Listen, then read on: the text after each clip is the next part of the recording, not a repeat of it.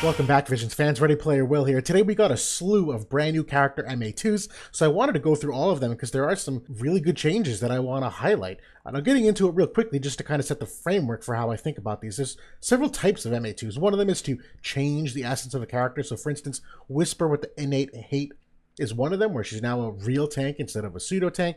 To address a deficiency, so Viktora was an instance with the Mirage barrier that she typically would charge straight ahead and die too quickly because of it. That addresses that problem. To make what they're supposed to do even better, Ayaka's second limit break is a version of that, where she's supposed to just be this curative heal bot. This certainly helps do that. And finally, some are just to straight up update for power creep, and Lara's 15% evasion and crit damage is one of them, where characters just kind of over time fall behind the power creep of the game, and the MA2s are ways to kind of give them a rebalancing up to close to the standards.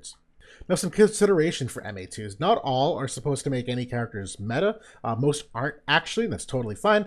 But it's actually a well-designed concept in that you don't just forget about characters forever or they get completely left aside. It allows them to at least be somewhat usable as the game goes on. But how do we define a good MA2 at the end of things? In my opinion, it's really just, can I use them more than I could before? Are they better for any of the four aforementioned reasons on the prior slide? So looking at Knight of Ruin Stern first of all here, he did have defense penetration of 20 and slash attack 10. They gave him a slew of new ones to keep up with things. Now, omitting those two, they've carried over. They gave him the HP 10% dark attack 15. I don't consider those MA2s here. That's literally standard for all characters at this point. That to me is just making them what they should have been this whole time. So omitting those. We now look at what is kind of brand new to him. Reduce the damage taken one time. For self, that's like the Viktora thing that we just mentioned. It's a barrier. It can be broken, but it is exceptional for survivability. He is a potential evade unit. His health pool had skewed a little bit on the lower side. One of his passives does decrease his resistances as well, so just having that barrier allows him to act a little more freely on the battlefield, at least to start. So this is actually a genuinely really good one. The increased slash attack resistance penetration of 20 is fantastic. He had none innately, so the fact that he can get this is great. Dark also has some really awesome slash resistance penetration cards, so this is just going to help him retain the damage that he's supposed to do. And finally, the HP of 20%, excellent boost to survivability given that trade-off for the desperation passive kind of just mentioned.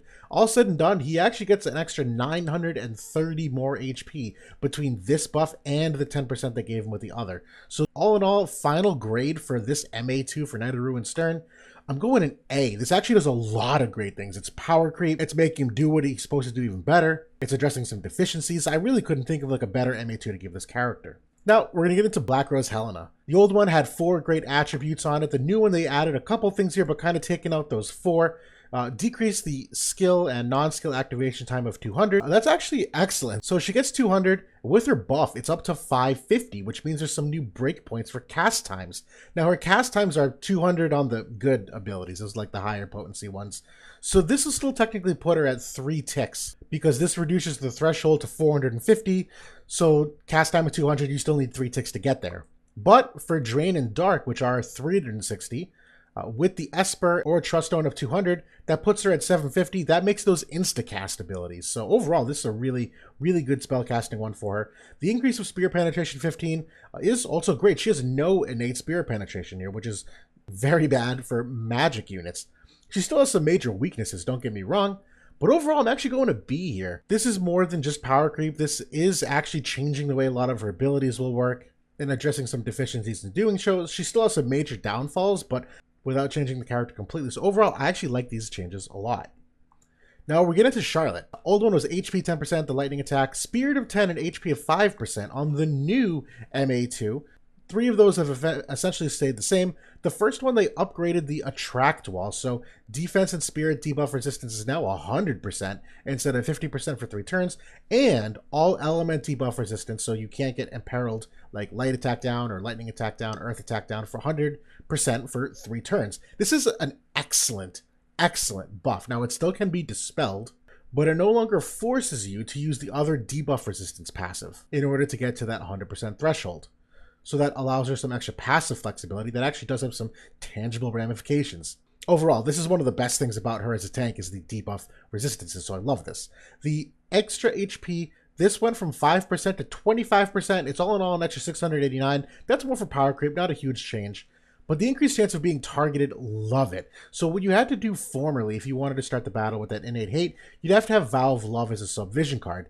Now that frees up the flexibility for that sub-vision card slot, which does have balance ramifications, and Attract Wall technically was how she would generate her hate, which could be dispelled. Now this gives her a form of indispellable hate to start the battle. This is a massive change for Charlotte as a tank as she functions. I am giving her an A for this MA2. This does several things exceptionally well. She was already pretty darn good without the MA2. This just really keeps her up to the speed of the state of the game. Love all of this.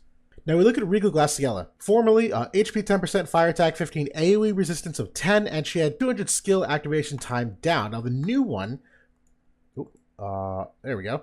Most of them stayed the same.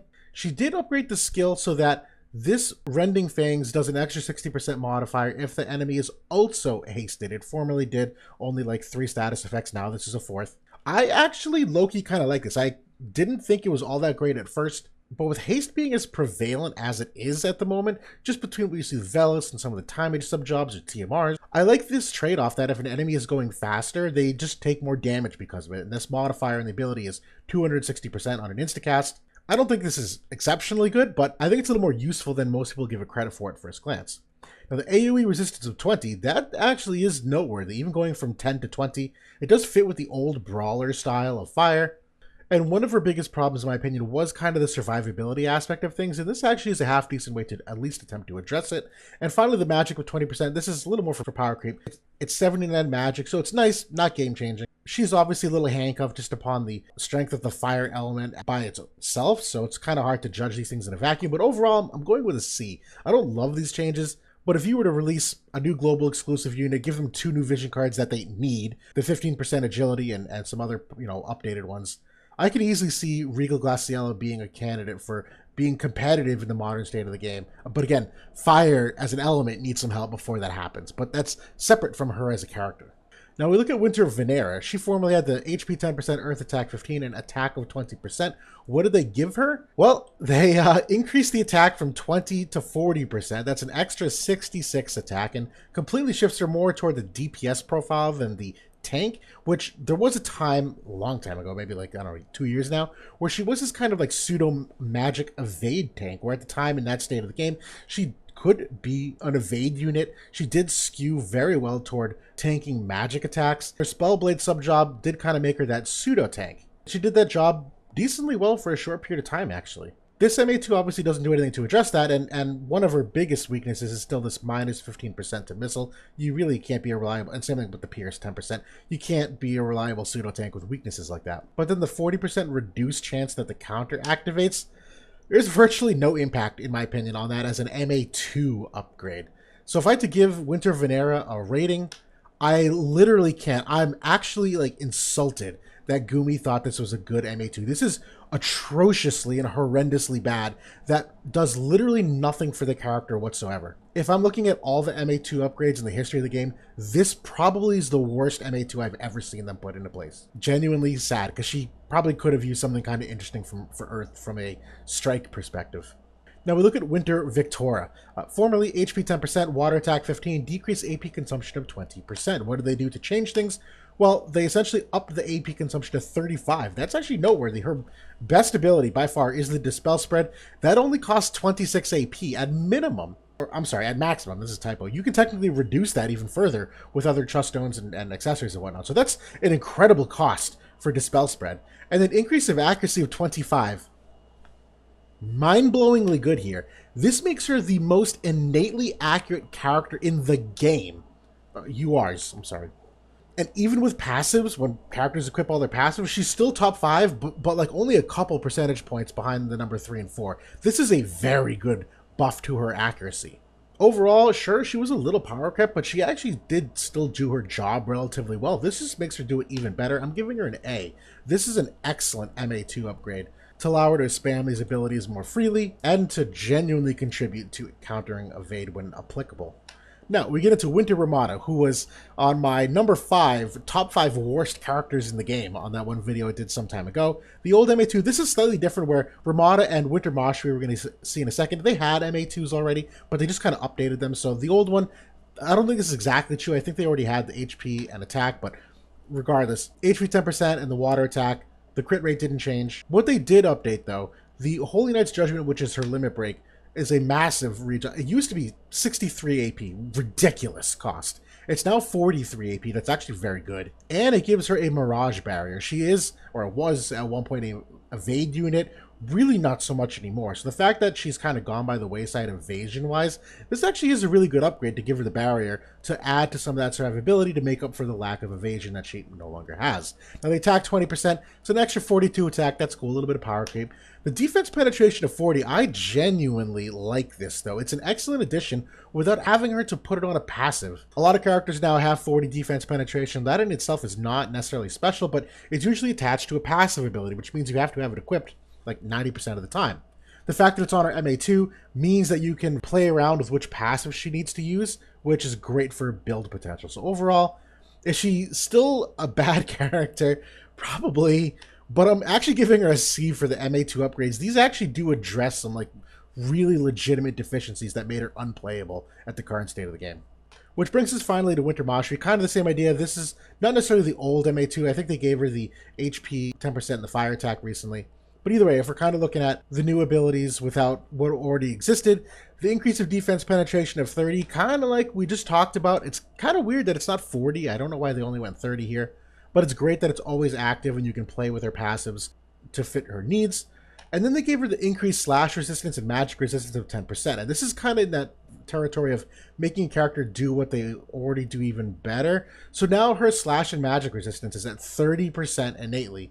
But her strike and missile, the strike is whatever, but the missile being minus 20% is still really bad. That is a tough deficiency to overcome. If I had to give it a grade, I'm going a D. I like it. I don't love it. The defense penetration is cool. Those are some actually legitimately good resistances to slash and magic.